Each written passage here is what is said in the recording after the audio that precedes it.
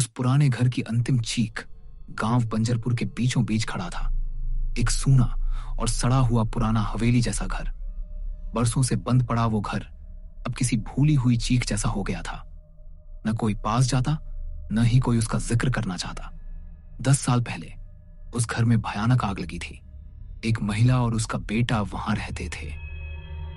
गांव वालों का कहना था कि औरत जलकर मर गई और उसका बेटा वहां से भाग गया, कभी वापस न आने के लिए। कहानी यहीं से शुरू होती है। आरव, जो अब एक युवा बन चुका था, शहर से गांव लौटा। उसके साथ थी उसकी दोस्त नैना, जो डॉक्यूमेंट्री बनाने वाली स्टूडेंट थी।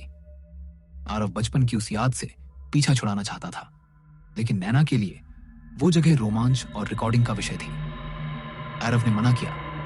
उस घर में कुछ है नैना, मैं जानता हूं। नैना हंसकर बोली, डर सिर्फ कहानी में होता है आरव, असल में नहीं। शाम ढलते ही दोनों उस खंडहर की तरफ बढ़े।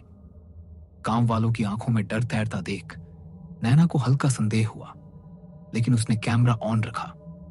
घर के अंदर हर चीज जैसी थी वैसी ही जली पड़ी थी।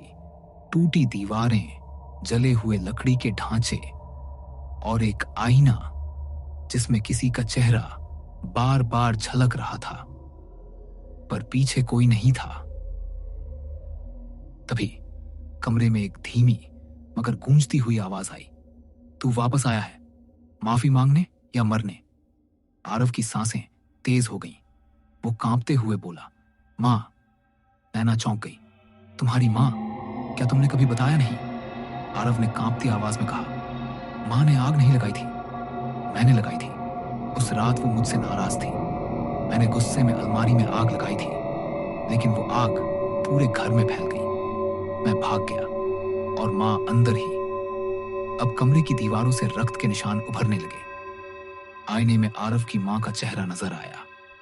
उसकी आंखें लाल थीं और वो धीरे धीरे आगे बढ़ रही थी।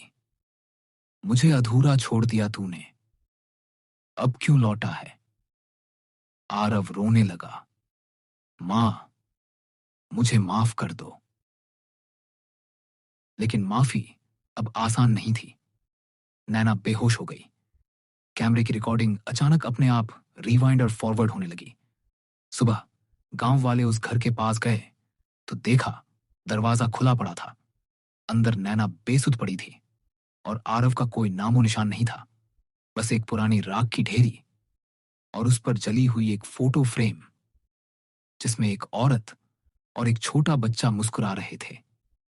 आज भी उस घर में कोई शाम के बाद नहीं जाता, क्योंकि कहते हैं आरव अब वहीं रहता है, मां के साथ, हर लौटने वाले की राह देखता हुआ।